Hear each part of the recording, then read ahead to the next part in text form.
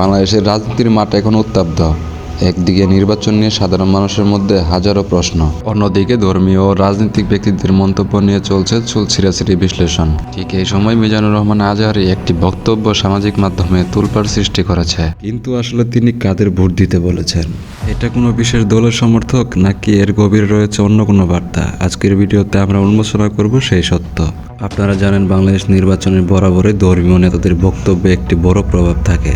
গত কয়েক বছর দেশের রাজনৈতিক সীমাকরণ বদলেছে অনেক। ক্ষমতাশীল দল থেকে শুরু করে বিরোধী দলের সবার নজর এখন সাধারণ ভোটারদের দিকে। এই ভিডিও থাম্বনেলে আপনারা যাদের ছবি দেখছেন, তারেক রহমান থেকে শুরু করে মাওলানা আজহারী, প্রত্যেককে কোনো না কোনোভাবে জনগণের একটি বড় অংশ প্রতিনিধিত্ব করছে। আজহারী সাহেবের সাম্প্রতিক বক্তব্যে তিনি সরাসরি কোনো দলের নাম নিয়েছেন কি না তা ধোঁয়াশা থাকলেও তার ইশারা কিন্তু ছিল স্পষ্ট। তিনি মূলত তিনটি গুণের কথা উল্লেখ করেছেন, যা একটি আদর্শ নেতার থাকা উচিত। প্রথমত, আমত অর্থ, যিনি জনগণের সম্পদ নিজের মনে করবেন না। দ্বিতীয়ত, ইনসাফ বা ন্যায় বিচার, দলমত নির্বিশেষে যিনি সবার অধিকার রক্ষা করবেন। তৃতীয়ত, দেশপ্রেম ও ধর্মীয় মূল্যবোধ সমন্বয়ন। আজহারী সাহেবের মতে ভোট কেবল একটি অধিকার নয়, এটি একটি সাক্ষ্য। আর ভুল মানুষকে সাক্ষ্য দেওয়ার মানে নিজের আমানতের খেয়ানত করা। তাহলে কি তিনি পরোক্ষভাবে বর্তমান ব্যবস্থা পরিবর্তন চাইছেন, নাকি তিনি শান্তি শৃঙ্খলা কথা বলছেন?